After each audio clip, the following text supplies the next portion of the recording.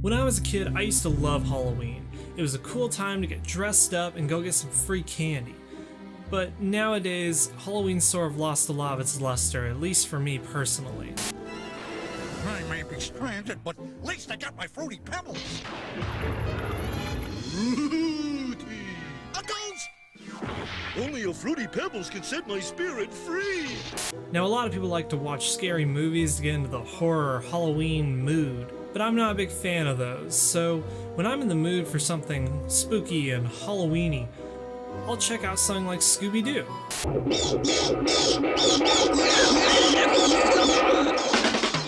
Scooby Doo is a franchise spanning decades. It premiered in 1969 with the original series Scooby Doo, Where Are You?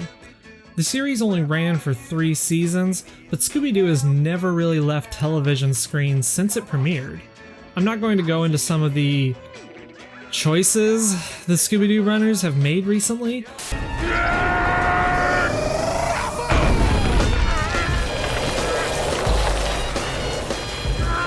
But the original show is a favorite of mine. The show wasn't particularly deep or complicated, but it had a fantastic atmosphere, and it really helped differentiate it from other cartoons of the era. Instead of bright, colorful worlds, Scooby-Doo had a relatively darker and creepier tone about a group of teenagers and their dog, Scooby-Doo, investigating ghosts and other mysteries. The show was still lighthearted though, and it was full of slapstick and wacky sound effects. Now today we're looking at a Scooby-Doo game published by the Learning Company, the people behind the Zoombinis and the Oregon Trail series of games. So we should be in for a quality experience here. Released on May 31st, 2000, Scooby-Doo Mystery Adventures contained 3 point-and-click adventure games titled Showdown at Ghost Town, Phantom of the Night, and Jinx at the Sphinx. I'll only be showing Showdown at Ghost Town today. After starting up the game, we need to enter our name. And, God damn it. I can never fit my whole name. Well, I guess that works. Like groovy, hip, out of sight. Right on, man. Way out. Let's get moving. Calm down, Shaggy. You sound like an old man trying to be relevant to teenagers. Spooky. Spookier. Spooktacular. Next, we need to choose our difficulty. And since I'm a fully developed and functioning adult, I'm of course going to choose Spooktacular. The game begins with Scooby and the gang traveling in the desert for some reason, I guess. They never really explain why they're out here. I don't think they were out here because of this mystery. I think they were out here doing peyote or some shit in the desert. Whatever. Anyway, the gang arrives in an old ghost town, and of course, there's something supernatural occurring. Ghost? Not real ghosts, guys. Velma just means the town is deserted. Like, we knew that. We were just... Oh, Velma. Like, what sort of sound would a ghost make if it did live in this town? Good question, Shaggy. Let's find out where that moaning is coming from. We gotta find out where that moaning is coming from. Yeah. Thanks, Fred. Yikes! Looks like we found out where the moaning's coming from. Come on, let's try and help it. Yeah, I'll get to it. But first we have to partake in the ecstasy that is clicking on random objects in a point-and-click video game. Oh yeah, that's the good stuff. Let's try and help it. Come on, help it. Let's help it. For fuck's sake! Fine, Fred! I'm going to take off his gag. There you go.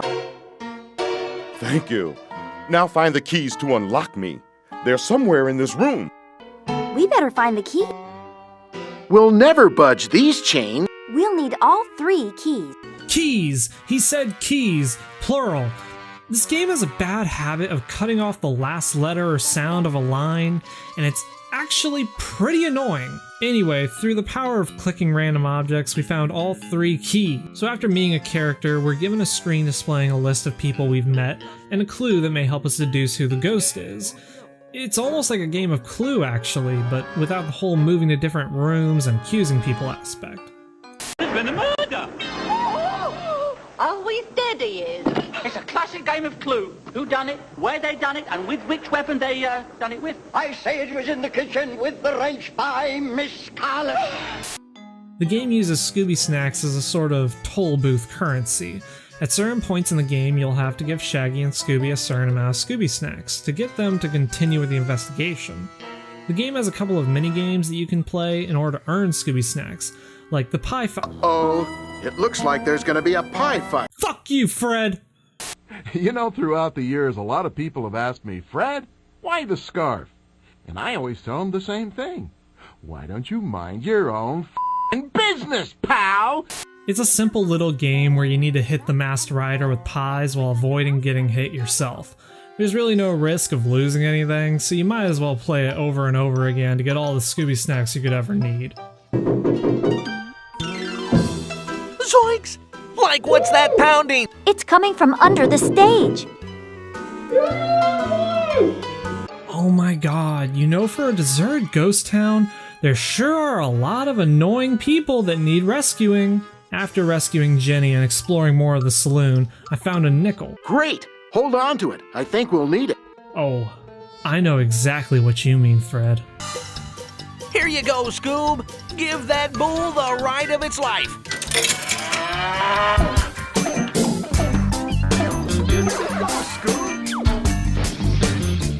Scooby Doo.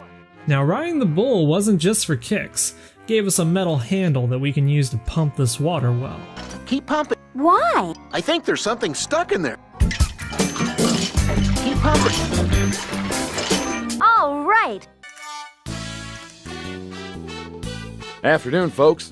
What brings you to Los Burritos? We're just passing through, Sheriff. Are you the local law? I'm Chuck D. Wagon, the sheriff of El Seco. El Seco? The county seat, just down the highway from here. You must be here to capture the faceless rider. Leave it to the professionals. That's my motto. We're crime solvers, too. We call ourselves Mystery Inc. Well, if you're crime solvers, then you must be pretty observant.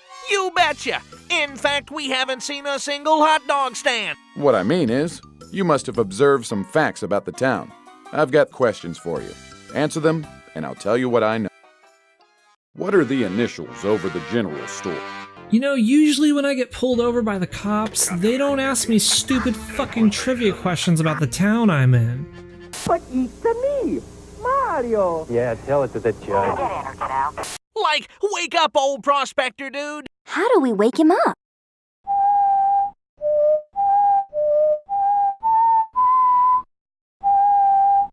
Listen, he's snoring a melody. I know. Let's try playing the same melody he's snoring. Like I don't see a piano. Use the bells on the donkey. If we play the bells in the right order, I'm sure he'll wake up. He sure does snore loud. You're one to talk. More rhythm mini-games.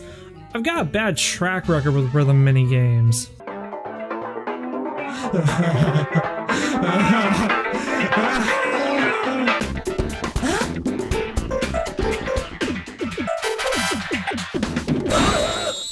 So I've been sort of skipping around a bit, but like most point-and-click games, you'll end up picking up objects that seem to have zero bearing on anything. Sometimes they make a bit of sense, and other times... Sometimes I just feel like these people are just kleptomaniacs. A mechanical clock. Interesting. If we can pry it loose, it might come in handy sometime. Okay, gang, let's pry the clock loose and take it.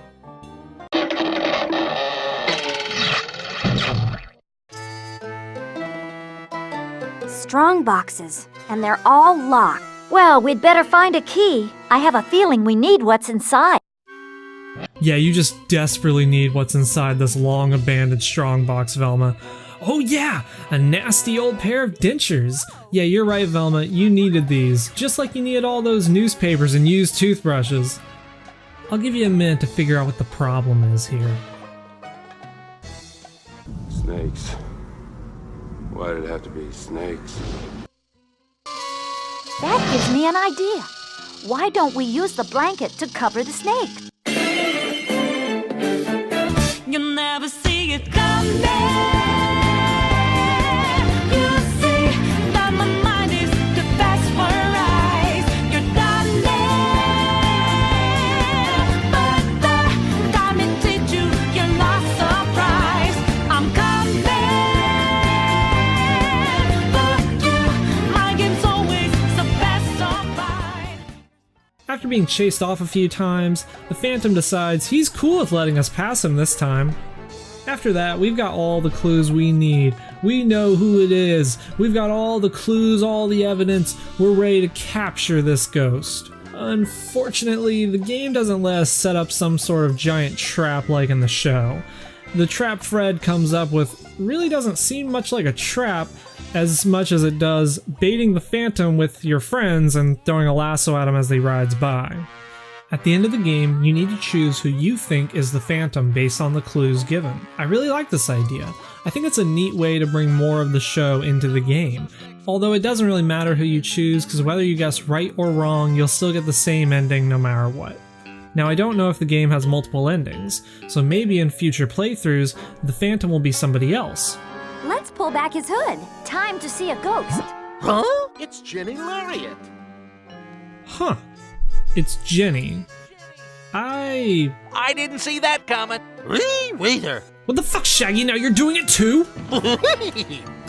So that's Scooby Doo Showdown at Ghost Town, a point-and-click adventure game that I feel captures the spirit of the show pretty well, even if it doesn't break new ground or try anything new with the genre itself. It's not as well animated as the show, but these games rarely are. The game isn't really readily available anymore, so it is a bit of a pain to track down, but it did run on my Windows 10 machine without any problems, so if you want to play it, you should track it down. Anyway, thanks for watching. Whether or not you're a returning subscriber, or you were just channel flipping, I really do appreciate you stopping by and watching one of my videos. I'll see y'all next time.